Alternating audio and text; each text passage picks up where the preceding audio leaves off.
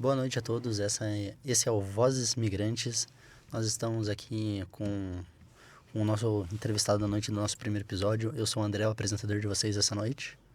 Eu sou a Poliana, outra apresentadora de vocês essa noite. Vou começar falando um pouquinho sobre o que vai ser o podcast.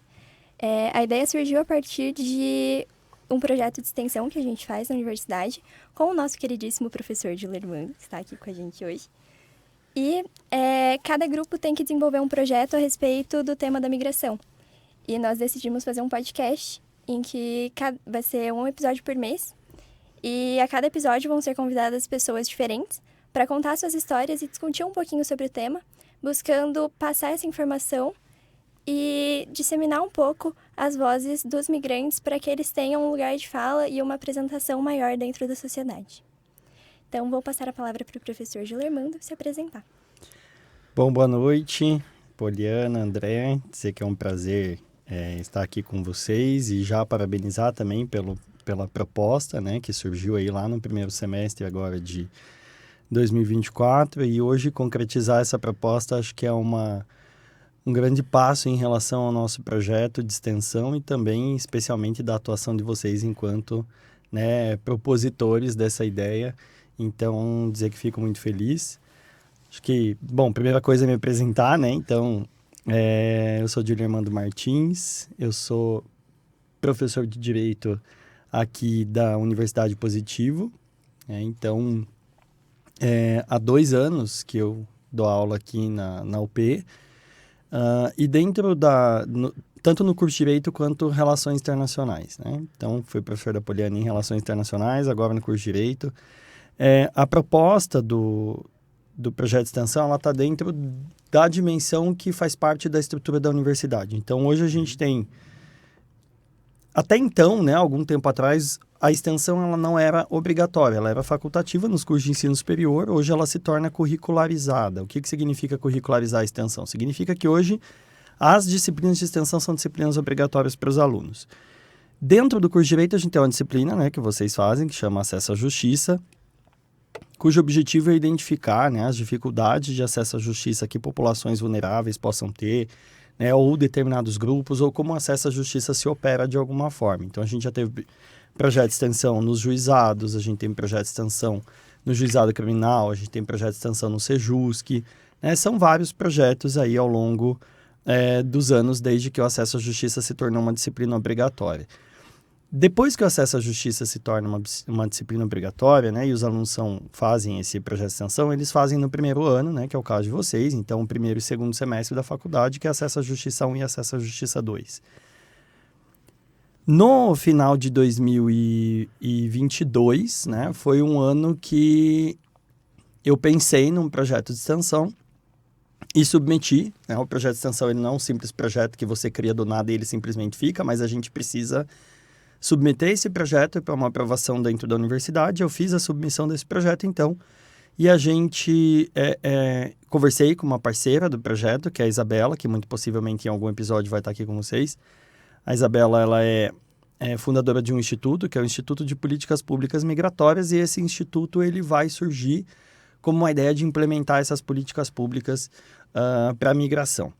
Então, a gente sentou, planejou um projeto, pensou quais eram as demandas da migração, o que existem de dificuldades, questões que possam ser trabalhadas dentro de um projeto de extensão.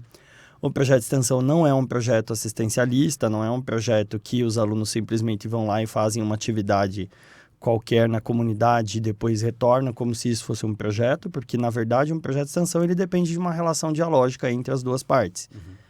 Então, a gente tem demandas, né, que vêm da comunidade, que no caso são os migrantes, e os alunos, junto com eles, pensam as soluções, as propostas que possam vir a ser implementadas ao longo desse projeto. Então, é assim que a gente acaba pensando, né, o nome é um projeto de extensão cujo título tem relação com o acesso da população migrante às suas demandas jurídico-sociais, né? Então, são demandas tanto da área jurídica, mas dos direitos fundamentais mais básicos, nas áreas sociais principalmente. E ele é trabalhado desde 2023.1. Então, esse é o 4º semestre que a gente está no projeto de extensão, né? E a gente percebe alguns avanços aí ao longo do tempo nesses últimos 4 semestres, né? Esses últimos 2 anos aí da concretização do projeto. Então, acho que é mais ou menos isso, né? A ideia do projeto de extensão vai surgir assim. A gente tem alguns parceiros hoje que trabalham conosco, não só o Instituto de Política Pública Migratória, porque o Instituto ele é aquele que vai servir como uma ponte, mas ao longo do tempo a gente foi se aproximando de diversas comunidades ou grupos, né, da migração que existem aqui em Curitiba. Então, é mais ou menos isso, né? Acho que essa é a proposta do nosso projeto de extensão ao longo desses últimos, né, 4 semestres. Entendi. Aproveitando esse gancho que o projeto agora está se desenvolvendo, já fazem 2 anos, né? Vamos completar agora 2 anos. Queria que você informasse um pouco, citasse um pouco sobre o que é migração e imigração, diferenciar um pouco, explicar se tem resultado, como é que é esse processo de migração dentro do Brasil, as dificuldades de políticas públicas e como isso tem impactado o dia a dia de hoje mesmo. Tá. São várias coisas, né? Acho que um podcast a gente não consegue resumir tantos problemas de acesso à justiça que a comunidade imigrante tem. Acho que são muitas coisas que precisam ser pensadas. Mas começando pela questão entre migração e imigração. Em 2017, a gente tem a aprovação de uma lei, né? Que é uma lei que altera o Estatuto do Migrante, né? Que é a lei do estrangeiro que a gente tinha no Brasil, que era da década de 90. Em 2017, ela passa por uma renovação, porque é uma lei que já não atendia aos interesses da migração e nem as questões que envolviam entrada e saída de pessoas do território brasileiro, questão de visto, tipo de visto. Então, essa lei ela é inteiramente reformulada, alguns prazos se alteram, então várias questões acabam acontecendo aqui nesse sentido. E a lei ela é chamada de Lei de Migração. Por quê? Porque lei de migração é o termo migração ele é um termo guarda-chuva, que é um pouco mais amplo, né? Que ele vai abarcar todas as pessoas que migram de alguma forma, que se mudam de alguma forma. Sejam aquelas que saem daqui e vão para outros países, né? Você tem migração interna, então pessoas que saem de regiões do Brasil e que se mudam para outra, e vocês têm colegas de turma que passam por essas situações, ou que fizeram parte dessa migração interna. Sim. Mas a gente tem a mobilidade internacional, principalmente, né? Essa migração que ocorre de um país para outro. Então, o termo migração é essa mudança constante. A imigração são as pessoas que migram para o território brasileiro. A gente não costuma trabalhar hoje, né, com o termo imigrante mais. Então, a gente costuma trabalhar com o termo migrante como um termo guarda-chuva que acaba abarcando todas essas pessoas que migram. Então, a ideia de que a diferença entre migração e imigração é que migração é um termo mais guarda-chuva que vai abarcar todas as formas de mudanças, né, que essas pessoas se submetem. O emigrante é aquele que sai do território brasileiro e vai para outro lugar, e o imigrante é aquele que vem para o território brasileiro, que é um fenômeno que tem crescido bastante nos últimos anos. A migração para o Estado brasileiro, né, entrando um pouco nessa questão que você colocou, André, as dificuldades ou políticas, eu acho que vale a pena, talvez, eu falar um pouco do contexto ou do cenário da migração, eu diria. Por favor. A migração, acho que ela é um pouco sazonal, então as pessoas que migram dependem muito do contexto socioeconômico, do contexto político, então são muitos fatores que são levados em consideração para as pessoas que migram para o território brasileiro. Hoje, a gente tem uma migração massiva, né, em 2024, né, não só 2024, mas 2023, 2022, de venezuelanos, principalmente. Nos anos 2008, 2010, os haitianos migraram massivamente por conta do contexto, né, que se inseria no país, mas que é um contexto que perdura ainda, então tem muito haitiano que segue migrando para o território brasileiro.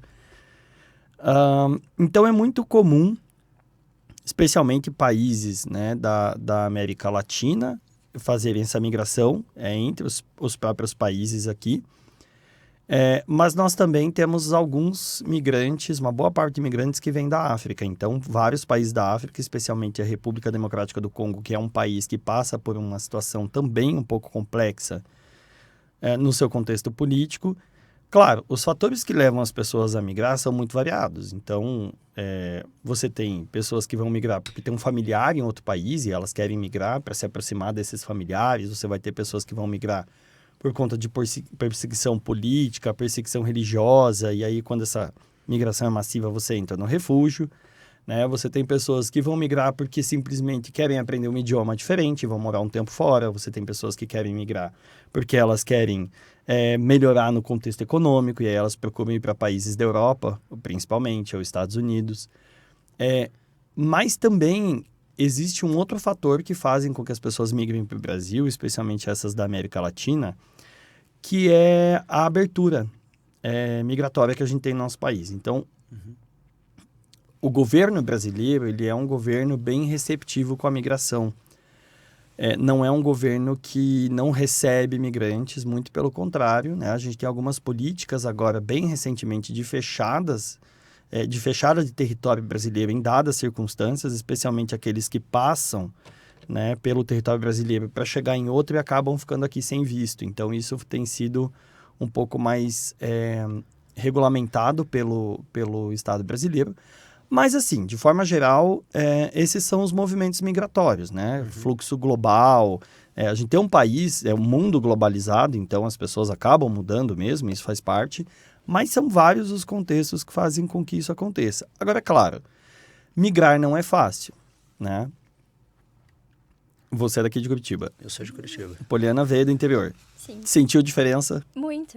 E você está no mesmo estado. Sim. Na mesma unidade da federação. Então, você está migrando do interior do Paraná para Curitiba, né, que é a capital. Nesse contexto, você já sente diferença. Então, pessoas que migram de uma região do Brasil para outra sentem uma diferença um pouco maior, eu diria. Então, alguém que vem, sei lá, do Pará, por exemplo, para Curitiba, vai sentir uma diferença muito maior, especialmente em relação ao clima, porque aqui chove todo dia e sempre está frio. Mas, pessoas que migram de país, é tudo muito diferente. Então, a cultura, a alimentação, o tratamento que você tem, a locomoção, acesso à moradia, tudo é muito diferente. Então, é muito comum que os migrantes acabem se juntando com a própria comunidade migrante, porque daí fica mais fácil deles conseguirem, né, efetivamente encontrar um apoio. Né? Então, é muito comum as comunidades migrantes ficarem juntas, e isso é uma teoria, inclusive. Não é só um fenômeno social que acontece, mas hoje a gente tem teorias da migração que vão mostrar que as pessoas costumam conviver com seus próprios grupos. Então, se você olha para os Estados Unidos, tem uma comunidade latina, por exemplo. Né? Você tem bairros nos Estados Unidos que são grupos específicos, né, de nacionalidades diferentes. É a mesma coisa aqui no Estado brasileiro. Então, é muito comum você ver os venezuelanos ocupando os mesmos espaços, estando nos mesmos bairros, até por conta de acesso, né, também aos recursos. Tem bairros que são mais baratos para você viver, então é muito comum os migrantes viverem na região metropolitana, porque fica mais em conta. Então, essas dificuldades, né, elas são muito amplas. Eu tenho inúmeras situações de dificuldades. Vocês também, ao longo do projeto, verificaram isso quando vocês conversaram com os migrantes, o quanto tudo é muito problemático, né? Quantas dificuldades que são apresentadas ao longo da migração por inúmeros fatores, e a gente vê isso muito claramente em vários espaços. E um dos principais problemas, eu diria, é a xenofobia. Então, tem muita gente que vem para cá e passa por um processo de exclusão. E se você vem de um país europeu, por exemplo, o tratamento que lhe é dado enquanto migrante é completamente diferente do tratamento que lhe é dado se você vem da República Democrática do Congo, por exemplo. A gente tem relatos e situações de racismo, por exemplo, que já aconteceram aqui em Curitiba, que já foram noticiadas amplamente, com pessoas migrantes que são negras, principalmente. Então, ou aquele estereótipo de que venezuelano come cachorro, e isso foi uma das coisas que, quando vocês não estavam no projeto ainda, que os alunos do ano passado, né, de 2023, conversaram pela primeira vez, foi o primeiro semestre que o projeto rodou. Um venezuelano veio, Francisco, e a primeira coisa que ele disse para eles foi: nós não comemos cachorro, tá? Só para desmistificar, porque ainda existem pessoas que pensam que na Venezuela, claro, você tem uma crise política, você tem uma crise econômica muito forte, né? Mas essa lógica de que as pessoas comem cachorro é uma lógica mentirosa, assim como se espalha que, sei lá, né, os chineses do calçadão faz pastel de frango com pombo. Quer dizer, Sim. então são coisas que fazem parte desse processo da xenofobia. Então isso é muito comum quando se trata de imigração. Então acho que é isso, não sei. A gente tem muitas questões, né, que envolvem essas dificuldades, né? Até, enfim, não sei se vocês têm alguma para relatar também. Eu sei que vocês estão me entrevistando, mas eu gosto de fazer pergunta também. Porque ao longo do... Né, isso é muito comum. Talvez quando você pega um Uber, alguma coisa, você pega um Uber com um venezuelano, que seja, ele vai te relatar alguma coisa. Né? Eles contam alguma coisa, eles comentam, porque é muito comum isso, né? É uma coisa muito regular. E a ideia do projeto é justamente essa também, a gente reduzir essas desigualdades, né? Reduzir essa xenofobia, tentar atuar nesse sentido. E sim, o projeto ele tem um impacto muito grande, considerando que quando você conversa com outros imigrantes, então você tem conhecimento de outras realidades, formas que eles veem o nosso país, a gente aprende sobre a cultura deles, então sempre realmente essa troca cultural é sempre muito importante. Sim, no primeiro semestre a gente teve contato com alguns dos migrantes e eu acho que o relato que mais impactou foi o relato da Samantha, que foi o primeiro contato que a gente teve, né? O primeiro encontro que a gente teve com os migrantes foi com a Samantha. E ela relatou histórias que são muito tristes de a gente ter que ouvir e pensar que essas coisas acontecem. Pessoas que já estão passando por uma situação que é tão complexa, que é mudar de país e ainda chegam aqui. A Samantha comentou com a gente que quando ela chegou no Brasil, ela descobriu que existia racismo. Que não é uma coisa que existia no país dela, que ela é do Congo. Porque não há como se falar em racismo num país que todo mundo é negro, então não existe essa diferenciação. Como o Brasil é muito miscigenado, isso é muito mais forte, né? Não só o Brasil, mas vários países, né? Que acabam tendo essa postura bem racista, infelizmente, né? E aí que essas pessoas vão se encontrar nessa realidade que para elas não é uma realidade comum. Então isso é muito pesado, né? Isso é muito triste. E é importante, né? Assim, deixar bem claro que essas diferenças... Todo migrante ele vai passar por uma certa dificuldade de adaptação, várias outras coisas, mas cada país tem uma realidade diferente. Sim. Então, isso é uma coisa que precisa ficar muito claro. Você tem imigrantes que passam por um processo de exclusão muito maior do que outros.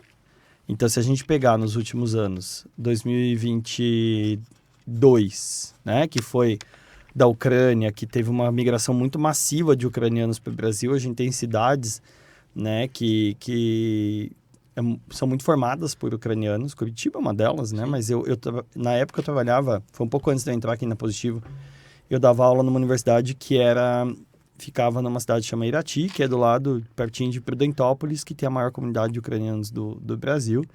Então, Prudentópolis recebeu muito ucraniano, né? E as igrejas se preparavam, as comunidades, as famílias. E aí eu até volto a pergunta para vocês. Vocês veem isso acontecendo com venezuelanos, por exemplo?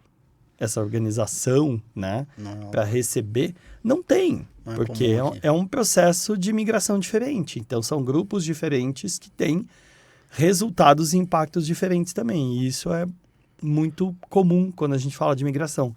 Então, eu diria, né, que existe um contexto de migração global que todas as pessoas passam por um processo de dificuldade quando migram, mas que existem contextos diferentes de países diferentes nas realidades locais. Acho que isso é uma coisa que também precisa ficar muito claro, né? Sim. Uma pergunta agora que a gente queria fazer, voltando um pouquinho para o projeto, quais foram os resultados do projeto até hoje? Tá. Um projeto de extensão, ele tem um resultado a longo prazo, eu diria. Né? A gente não consegue medir impacto do projeto tão imediatamente. Alguns têm um resultado prático mais rápido, outros não. Então, quando a gente pega o projeto nosso, que está no 4º ciclo, que a gente chama, né, que é o 4º semestre que ele está rodando, a gente identifica algumas coisas, né? Claro, o tema da migração não é um tema que eu me aprofundei ao longo da minha jornada acadêmica, né? É um tema que eu conheço, mas não é que inicialmente era um tema que fazia parte do meu projeto de estudo, né? Meu projeto de mestrado e doutorado sempre trabalhou com população LGBTQIAPN+, então era uma outra pegada, mas sempre na área de direitos humanos e direito constitucional, então acabei né, trabalhando com o tema da migração. Então, inicialmente, o primeiro semestre, a gente fez muito mais uma aproximação com a temática, a gente trabalhou muito mais, buscou entender a realidade do migrante do que qualquer outra coisa. E foi ali que a gente começou a identificar os problemas e pensar como a gente poderia atuar. O que eu posso destacar de resultados, né? A gente tem muita coisa que aconteceu ao longo desses quase 2 anos aí de projeto, mas assim, a gente tem, por exemplo, um grande impacto que a gente teve no nosso projeto foi a política pública municipal de imigração. Nós ainda não chegamos na conclusão dessa política, mas essa política pública, ela é uma ideia, é um projeto de lei de uma política municipal cujo objetivo é implementar no município, né, uma política que seja voltada para a migração. É um projeto de lei lá de 2018, 2019, que estava engavetado e era uma das proposições do nosso projeto, é tentar dar encaminhamento a isso. Então, o que a gente fez? Desde o ano passado, a gente já tinha identificado isso no primeiro semestre, que foi um momento mais de levantamento de pesquisa. No Acesso à Justiça 2 do ano passado, os alunos foram fazer diálogos com o poder público, né, especialmente com os vereadores, já que a gente está falando de um projeto de lei que trata de uma política pública municipal, então quem tem que aprovar ali seria o Poder Legislativo. Os alunos fizeram diversas reuniões ao longo do segundo semestre, a gente fez um mapeamento, na verdade, de todos os vereadores de Curitiba. Partido político, qual a ideia deste vereador em relação à migração. Então, os alunos conversaram com alguns vereadores, não digo todos, porque alguns a agenda não permite receber ou, enfim, são diversas dificuldades que são apresentadas. A gente tem falas muito problemáticas quando os alunos conversam com os vereadores, o que é uma lástima, mas também não dá para tapar o sol com a peneira e fingir que isso não aconteceu, porque aconteceu. Mas a gente tem um diálogo bem interessante, né, com esses vereadores. E quando isso acontece, né, nesse ano de 2024, a gente retoma isso, né, e aí entra a turma de vocês para realmente dar encaminhamento nesse projeto de lei. E aí o projeto de lei a gente viu que estava parado na Comissão de Constituição, Cidadania e Justiça, que tinha rejeitado o projeto inicialmente, mas a gente fez um parecer, né, e aí não foi via projeto de extensão, mas foi via Clínica de Direitos Humanos, que também integra a migração, porque foi bem no começo do semestre, né? Então, vocês estão no primeiro período, o conhecimento na área do direito ainda é muito restrito, a gente precisava de um parecer técnico sobre competências e outras questões que envolvem a temática ali. Então, foi feito via Clínica, mas o lobby de política pública foi feito via projeto de extensão. Então, ao longo, né, de 2 meses ali mais ou menos, foram marcadas reuniões com esses vereadores da CCJ e sempre em conjunto com os migrantes, né? Então, não é um projeto que saiu dos alunos, como eu falei lá no começo, é uma relação dialógica, o migrante tem que participar. Sim. Então, ao longo do tempo, teve essa participação deles e a gente foi construindo isso. O projeto passou na comissão, né? Então, a gente conseguiu essa aprovação, foi um primeiro passo. Passou na Comissão de Economia agora, né? Então, chegou na Comissão de Direitos Humanos, que é a última comissão que vai analisar. Todo projeto de lei ele precisa passar por comissões específicas quando ele é proposto. Então, agora ele está na Comissão de Direitos Humanos, que a gente supõe que vai aprovar, né? Porque é um tema de direitos humanos. E passado isso aí, sim, o projeto vai para a plenária, que é para votação geral. Então, a qualquer momento eles podem convocar, colocar em pauta para votação. E, mais uma vez, a gente precisa, né, novamente fazer esse lobby da política pública para tentar aprovar esse projeto de lei. Essa é uma das ações bem positivas que a gente teve, que não é uma ação que durou aí quase 3, já estamos para o 4º semestre e ainda a gente não finalizou, porque é um processo longo, né? E é um acesso à justiça, né, que a gente busca. Ao longo do tempo, a gente tem feito várias ações junto com a migração, né? Então, participamos esse ano da política da Conferência Municipal e da Conferência Estadual de Imigração, que aconteceram nesse ano de 2024, cujo objetivo é criar uma política pública federal, né? Uma política nacional de imigração. Então, para isso, as conferências estão acontecendo regionalmente para chegar até lá em cima. Então, nós fizemos parte, né? Vocês foram, os alunos foram. e nós participamos desses projetos que foram bem importantes. Agora, a gente está numa fase de concretização dessa política pública municipal, mas em diálogo com o poder público também. Então, né, vocês que estão aí na turma da noite, né, estão propondo essas ações junto com a comunidade imigrante, que a gente possa apresentar um resultado positivo. Então, um deles foi o podcast, mas a gente tem várias ações que os alunos estão propondo, aplicativo, enfim. E o projeto ele acontece na turma da manhã também. Então, de manhã, o que os alunos estão avançando também, que a gente tem como resultado, né? Qual que é a maior dificuldade que os migrantes têm? Acesso a serviços básicos. Sim. Então, a partir disso, a gente começou a construir um guia de acesso à migração. Existe muito panfleto, muita coisa muito rasa, eu diria. Não rasa, ela é importante, porque ela tem uma informação visual mais rápida. A gente pensou nisso no semestre passado também. No ano passado, na verdade, mas a gente queria um guia mais extenso. Então, ele está virando basicamente um livro mesmo sobre o tema da migração. E os alunos estão inserindo temas, né, na área de saúde, na área de educação, na área de transporte, moradia. Tem todo um guia, acesso ao idioma. Então, como que você faz um curso de língua portuguesa em Curitiba, para onde você vai. Então, tá tudo explicadinho lá. Né? Os alunos têm feito todo esse material. A gente já está aí com mais de 100 páginas, né? É um trabalho árduo. Não sei se a gente consegue finalizar esse ano, né? Porque ainda a gente tem uma comissão, né? Foi montada uma comissão dentro do curso, da turma, que é de revisão. Então, eles vai para essa comissão de revisão, que são alguns alunos, eles leem, fazem sugestões, devolvem. Mas agora eles estão numa parte que a gente dialogou muito com a migração no começo para identificar os problemas, agora a gente está dialogando com o poder público. Então, eles foram na Polícia Federal semana passada, tentar conversar, ver qual que é o problema de acesso à migração ali, porque toda a documentação sempre é feita via Polícia Federal. Então, se quer se naturalizar, se quer entrada, visto, tudo é Polícia Federal. Então, o migrante está sempre lá, né? E eles falaram, professor, tinha um monte, inclusive, ali. Então, eles estão fazendo essa conversa, né? Foram na Secretaria de Educação, perguntaram, a gente está fazendo um projeto aqui, escrevendo um guia de direitos, tem algo que vocês queriam acrescentar? Então, essa construção ela é feita coletivamente.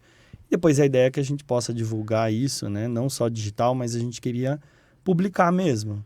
Então, aí vem mais um processo que possivelmente vem para a turma do ano que vem de acesso à justiça, que é conseguir recurso para conseguir publicar esse material e a gente poder distribuir, fazer lançamento, enfim.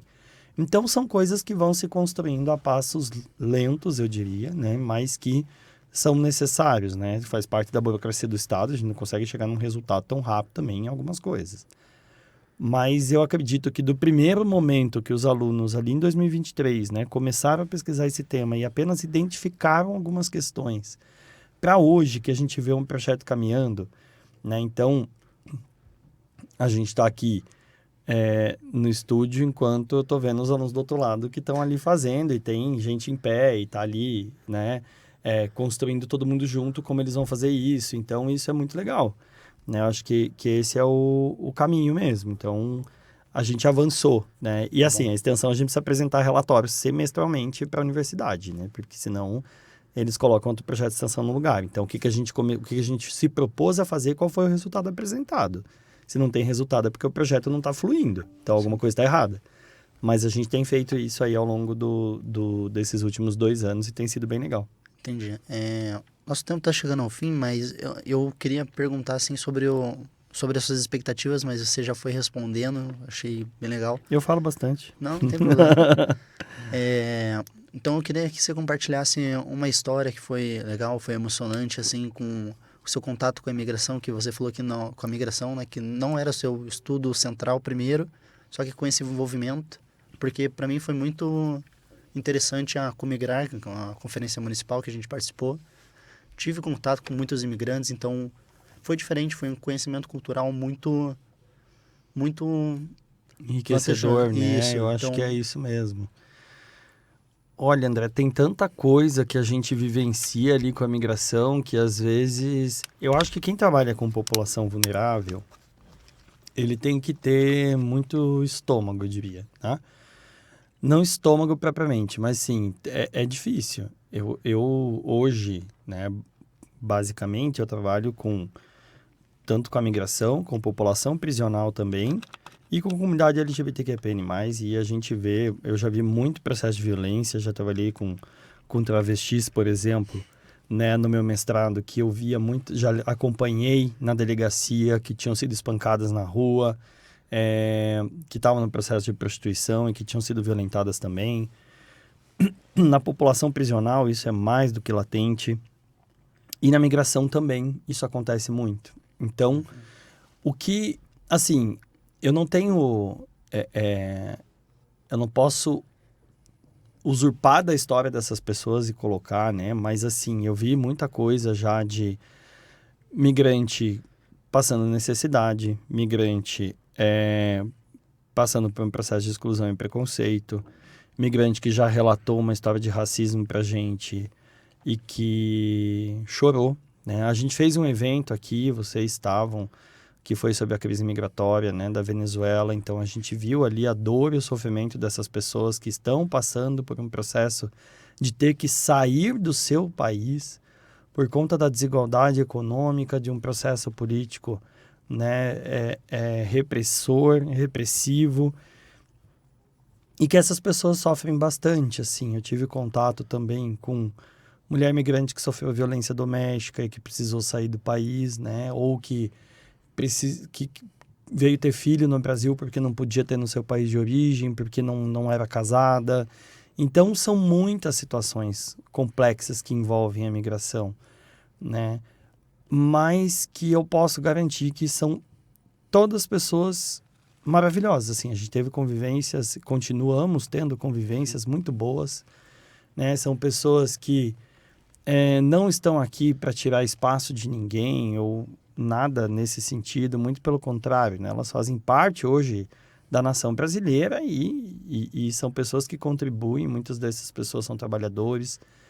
A gente tem muitos migrantes que estão no mercado informal de trabalho por conta de um processo de exclusão que os próprios empregadores fazem. Então, eles não têm direitos trabalhistas, né? Ou é mandado embora. Trabalha mais do que 8 horas por dia, recebendo menos do que um salário mínimo, enquanto os colegas de trabalho que são brasileiros são registrados, né? Então, é muita coisa que acontece, né? Mas a gente tem pela clínica, né, aproveitando, deixar essa recomendação, a gente tem pela Clínica de Direitos Humanos atendimento à população migrante hoje, tanto do ponto de vista jurídico quanto psicológico. Isso é um projeto em parceria com a psicologia. E esses atendimentos são feitos às segundas-feiras, quinzenalmente. Então, entre aqui na Santos Andrade, que é o campus do centro, e o campus Ecoville, a gente tem um calendário. Então, tem um Instagram nosso, que é o CDHUP, né? Então, @CDHUP, ali tem todas as informações sobre a clínica e o atendimento. Então, esses migrantes que passam por esses processos difíceis, a gente está divulgando a clínica para que eles possam vir buscar atendimento também, né? E efetivamente encontrar aí soluções, né, para os problemas. É claro, a gente atende na medida do possível, são alunos da graduação que estão fazendo atendimento, a gente está ali supervisionando, o NPJ, que é o Núcleo de Práticas Jurídicas, está atuando conjuntamente nesse sentido. A psicologia também, como uma escuta, né, importante, nesse processo difícil que eles passam. Então, tem sido bem legal nesse sentido. Mas é isso, são muitas histórias que marcam e vão marcando os alunos. E é legal porque os alunos chegam às vezes e falam: professor, tinha uma visão bem diferente do que era migrante, né, do que era migração. E depois que eu vim, que eu fiz o projeto, eu mudei de ideia. Claro, acontece o inverso também, que eu já tive aluno que chegou e falou: professor, eu passei o ano inteiro fazendo o projeto e continuo pensando a mesma coisa. Infelizmente faz parte, né? A gente tem pessoas que não se sensibilizam com as questões de violação de direitos humanos, e isso está no mundo inteiro, não é um fenômeno nosso. Mas, no geral, tem tido mudanças bem legais, assim, mas a gente vê muita dificuldade. Então, são histórias que você tem que realmente ouvir aquilo e tentar seguir em frente e dar o apoio para essas pessoas, né, que sofrem com essas violências. Bom, então, a gente já passou um pouquinho do tempo planejado. Não sei se tem mais alguma coisa que você quer adicionar. Não, queria parabenizar vocês mesmos e dizer que é isso, tempo planejado nem sempre é o tempo seguido, faz parte. Às vezes a conversa ela pode fluir para diversos assuntos, Mas agradeço quando vocês convidaram, eu falei, não faz muito sentido ser entrevistado, porque eu já sou o professor do projeto, mas a ideia era lançar o podcast e falar um pouco sobre o projeto de extensão, mas eu tenho certeza que virão outras pessoas super legais aí, que têm muita experiência para contar para vocês sobre essa temática, que eu acho que vai ser muito enriquecedor também. A gente agradece muito por você ter participado aqui com a gente. Eu que agradeço. E por toda a ajuda dentro do projeto.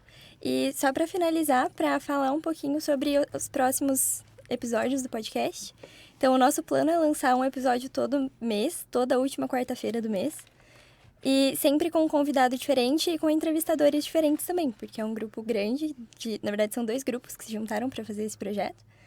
Então, sempre vão ter pessoas diferentes aqui entrevistando e sendo entrevistadas também. E esperamos muito que dê certo, que tenha muita audiência, que as pessoas gostem. Sim. Vamos divulgar, né? Vamos divulgar. E acho que basicamente é isso. Muito obrigada, professor, de novo. Muito obrigada a todo mundo que ouviu. E obrigado ao pessoal do jornalismo também. Isso, o pessoal de jornalismo Maurício, né, que ajudou aqui. A gente quer agradecer. Né? Foi uma das propostas que vocês fizeram e a gente foi pleitear ali perante a coordenação prontamente entrou em contato com a coordenação de jornalismo, o professor Felipe já respondeu de imediato também, a gente já agendou, deu tudo certo, então, sem esse apoio do setor de jornalismo aqui da UP, a gente não conseguiria gravar também, porque a gente não tem espaço para fazer isso, né? Então foi agradecer o pessoal ali também. Muito obrigada a todo mundo que fez o projeto acontecer e que está ajudando nessa jornada e que vai ajudar pelo menos o nosso grupo até março do ano que vem, que vai ficar os episódios. Vamos ainda gravar muito. Ótimo, muito bem. A gente fica feliz. Acho que é isso. Esse foi o Vozes Imigrantes essa noite. Tenha uma boa noite a todos. Boa noite, obrigado. Boa noite, muito obrigada.